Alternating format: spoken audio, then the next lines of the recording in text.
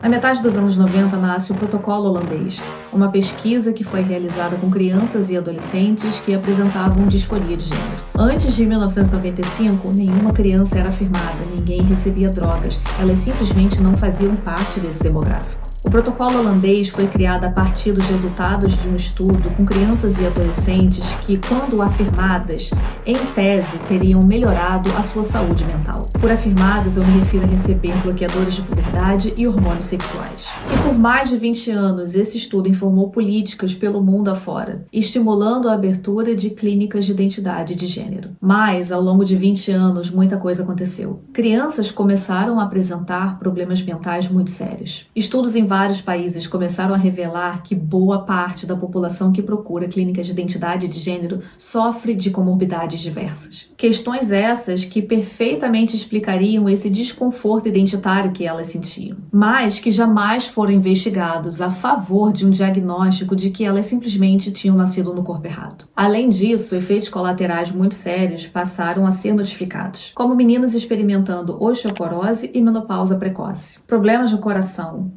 problemas nos ossos, problemas no fígado, problemas de infertilidade, a ponto de mais de 1.000 famílias se reunirem num processo coletivo contra a maior e principal clínica de identidade de gênero da Inglaterra, a Tavistock. Estudos sobre contágio social começaram também a aparecer, mostrando que havia um elemento de cooptação de crianças e adolescentes mesmo dentro da escola. Nas redes sociais, vê-se o aliciamento escrachado de influenciadores sugerindo às crianças e adolescentes que elas provavelmente nasceram no corpo errado. Com todos esses problemas surgindo, os pesquisadores começaram a questionar: será que aquele protocolo holandês estava certo mesmo? The protocol was deemed a success because the youth continued to function well after surgery.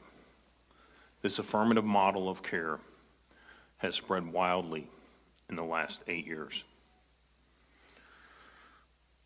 The Dutch protocol is the foundation youth transition was built on. It is flawed. It is based on weak evidence.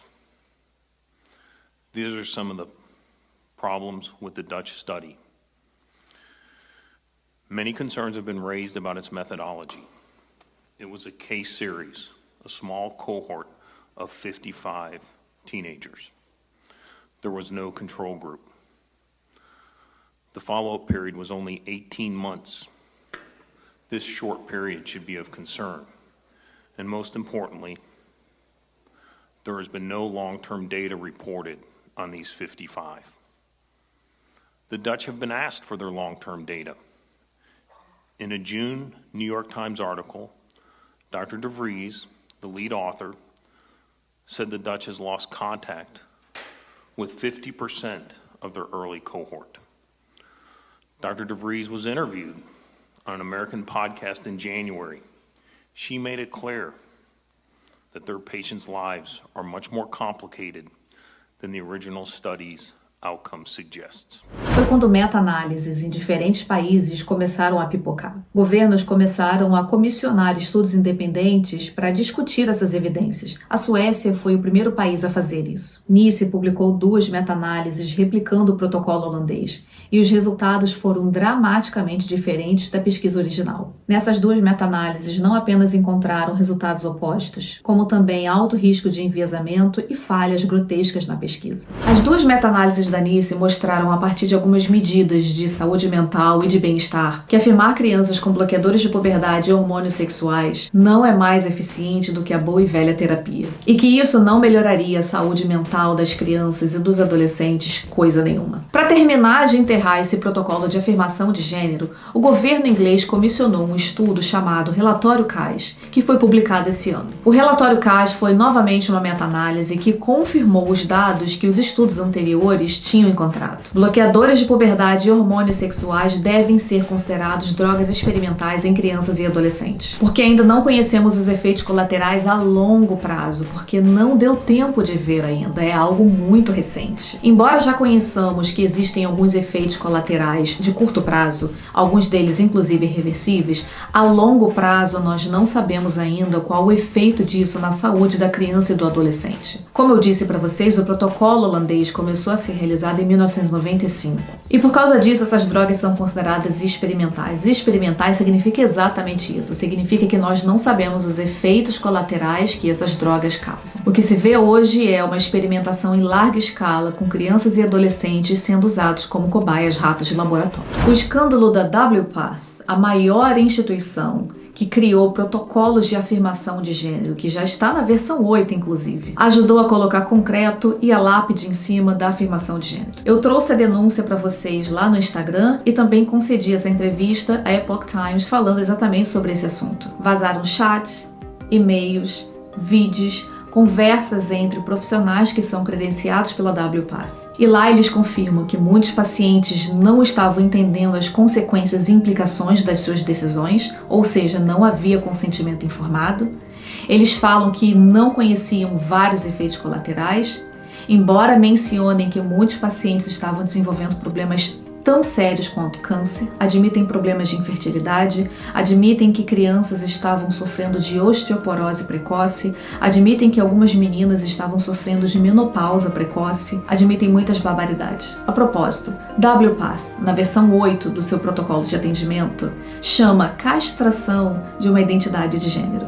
Exatamente, homens que possuem fetiche de castração, muito provavelmente porque foram submetidos a traumas na infância, conforme esse estudo aqui revela. Esses homens sentem um fetiche por ver o seu órgão sexual sendo castrado, removido, e muitas vezes também sentem o mesmo fetiche por saber que meninos estão sendo castrados. Há também aqueles que possuem o fetiche de fazer a cirurgia de castração. É assustador. E a WPATH confirmou que isso é uma identidade de gênero.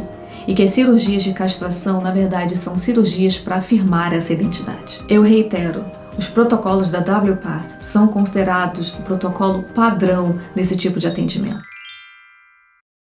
Se você for no meu Instagram e navegar na barra destaques, você vai ver toda a bibliografia de absolutamente tudo que eu falo aqui. Em virtude dessas meta-análises que replicaram o protocolo holandês e encontraram resultados completamente diferentes, e das pesquisas recentes mostrando que é assim um elemento de contágio social a tudo isso, os estudos também que mostraram os efeitos colaterais já conhecidos, muitos deles irreversíveis, as pesquisas mostrando que a taxa de desistentes está crescendo, as pesquisas que mostram que em mais de 90% dos casos, crianças que sofrem de disforia de gênero deixam de sofrer essa disforia quando passam pela puberdade. Porque a puberdade não é um problema, ela é uma solução. É importante que a criança passe pela puberdade, tenha as suas vivências, as suas experiências, as suas dúvidas e supere tudo isso, porque faz parte do processo de crescer. E foi assim que países como Suécia, Finlândia, Holanda, Noruega, Reino Unido e alguns estados dos Estados Unidos deixaram de fazer a afirmação de crianças. Assim nasce o protocolo Watchful Waiting, que significa uma espera atenta, dando suporte psicossocial à criança enquanto ela vivencia essas experiências. E é uma resolução não invasiva para o estresse que a criança ou que o adolescente está vivendo, sem fazer interferência alguma, inclusive não fazendo transição social. O relatório CAS mostra que quando as crianças são afirmadas socialmente,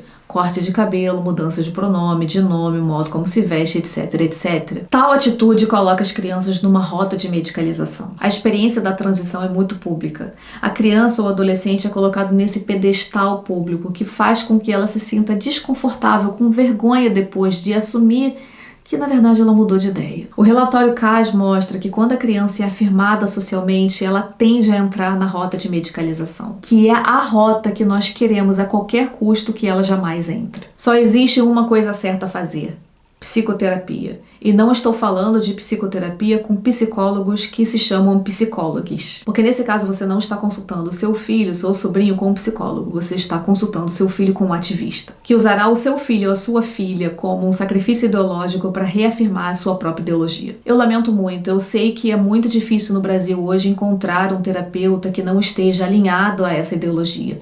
E os que não estão tendem a ficar calados por medo de perder a licença. Instituições que ainda fazem afirmação de gênero com bloqueadores de puberdade e hormônios sexuais estão na contramão da ciência. Profissionais que ainda afirmam crianças não passam de ativistas, ativistas anti-criança, que não estão nem aí para a vida, para a saúde dos seus pacientes. Antes não tínhamos professores nas escolas sugerindo às crianças que de repente elas nasceram no corpo errado.